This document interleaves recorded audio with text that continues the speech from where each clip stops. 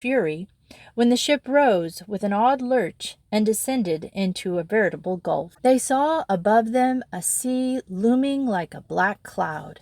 It mounted slowly up, hung over them, curled down a dark tongue of water, and before the Rose of Devon had righted from her plunge into the trough, broke upon the ship and overwhelmed her. The waist was flooded from the head of the forecastle to the break of the poop. Water licking across the quarterdeck rose in a great wave that drenched the captain to his thighs and poured into the steerage room, momentarily blinding the men at the helm. For in those old ships they stood with their faces on a level with the quarterdeck, and following whip, staff, and tiller, spilled into the main deck and hold.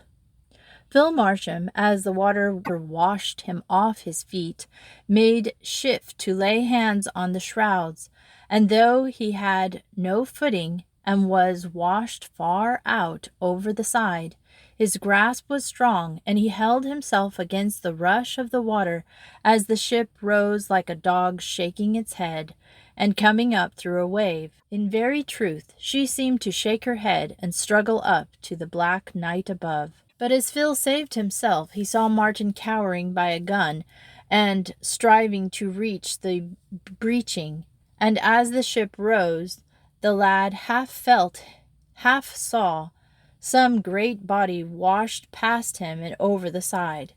There was no one beside the gun. Martin was gone. Though a man were a knave and a liar, Phil Marsham had no stomach to see him drown thus.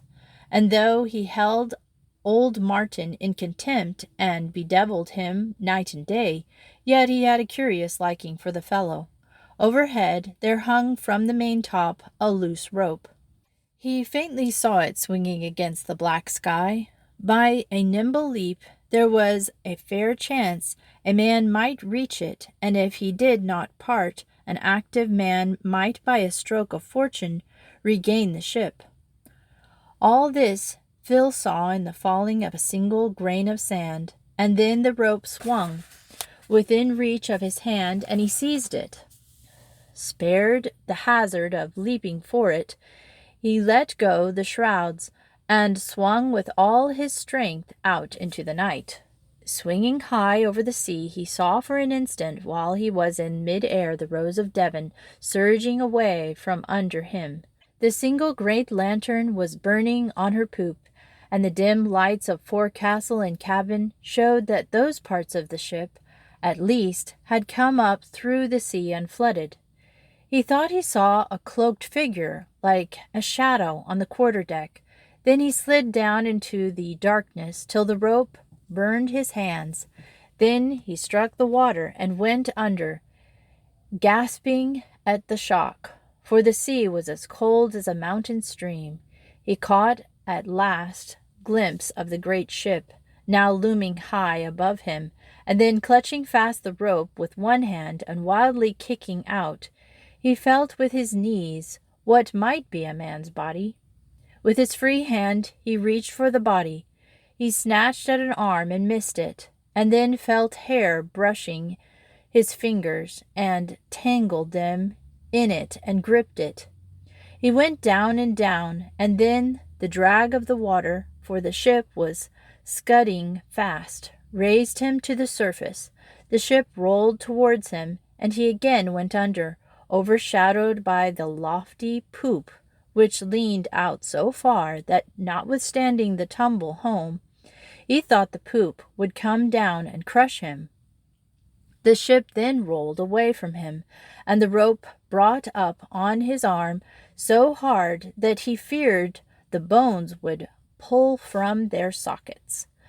But if he died in doing it, he was bound that he would hold the rope and keep his man. The ship rolled till he bumped against her side and was lifted half out of the water. "Help!" he cried. "Help, or we die!" He heard voices above and felt the rope move, as if someone had seized it, and then the looming bulk of the ship rolled back and drove him again down into the sea. He had no wind left for calling when he came up, as once more the ship rolled.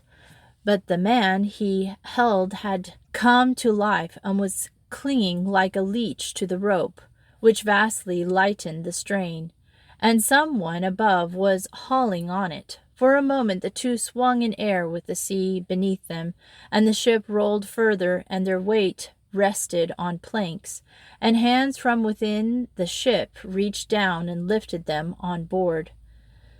The man, and it was indeed Martin, coughed like one who is deathly sick, as well as he might be, and went rolled down the deck with a boy to help him. But Phil, having kept his head and having swallowed no great quantity of sea water, was able to, after breathing deeply a few times, to stand alone beside Will Canty, whose hands had drawn him to safety.